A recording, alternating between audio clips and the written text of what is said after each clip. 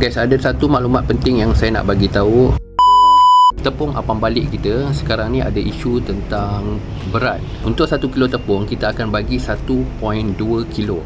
Memang selama ni kita akan bagi 1.2 kilo. Tapi dalam sistem kita akan letak sekilo.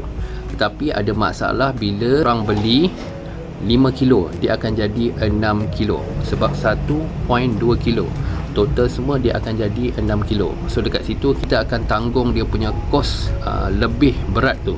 So selepas ini saya dah letakkan ada perubahan sedikit dekat dalam TikTok ataupun beg kuning, 1.2 kilo.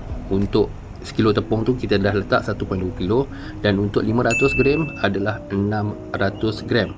So itu saja perubahan sebab dia ada beza berat kat situ. Selama ni memang macam tu berat, cuma kita baru update dekat dalam TikTok shop kita. Lain semua sama, harga sama, jangan risau. Semuanya sama, cita rasa diraja tu memang sama. Itu saja untuk update Apam Balik Royal Pak Mat. Ini Cita Rasa Diraja. Assalamualaikum, bye bye.